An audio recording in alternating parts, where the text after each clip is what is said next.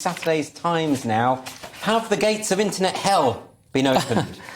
Well, that is a ridiculous quote from this guy, Matt Navarro, who's some sort of social media consultant, and he's freaked out and triggered by the fact that Elon Musk wants an amnesty for anyone who's been suspended from Twitter who hasn't broken the law or engaged in so-called egregious spam. He put out another one of his polls. 72% said, yes, let's have these people back.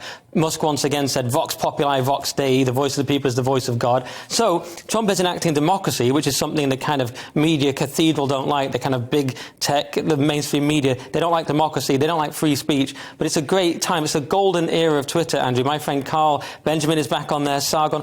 Jordan Peterson's back on, the Babylon Bee are back on. All these people are coming back. Even Kathy Griffin's back on. So we got one from the left. Andrew Tate is back on. Andrew Tate, the top G. So Thea, let me ask you about this. So you have some reservations clearly about. You don't think that everyone should be let onto Twitter. You think the people who have their accounts nuked while under the old regime, they should remain in the Twitter wilderness?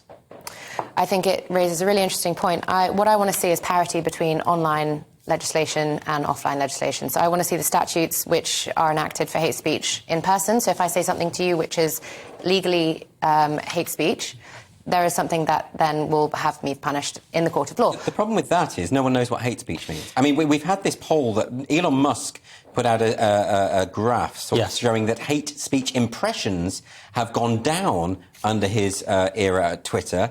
And then there was another poll by a group called Centre for Countering Digital Hate who said the opposite. They said since Elon Musk has bought Twitter, hate speech has gone up. Nobody knows what hate speech means. It just means whatever speech I hate, doesn't it? No, I don't think it does. I mean, if you take, for example, a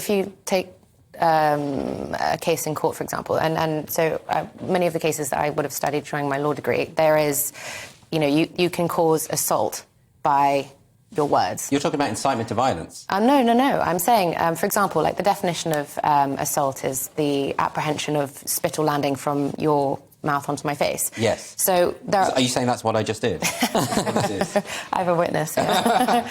No, but I'm saying that in a court words are different, isn't it? I mean, words are different. So you're saying the spoken word is different or the written word is different? What I want to see is parity between the spoken word being held up and accountable in the same way that the written word is. I would be disturbed if I thought the spoken word was being legislated against in court. I mean, that's a real problem. We saw people like Count Dankula has a criminal record because of a joke he told. No, I'm not talking about policing jokes. I'm talking about people using racist slurs and engendering hate. But on Twitter, though, some of the people who have been banned have never done anything of the kind. Yeah, so I'm not saying those people who either are maybe satirists, who are gender-critical feminists, who have simply said that there are differences between men and women.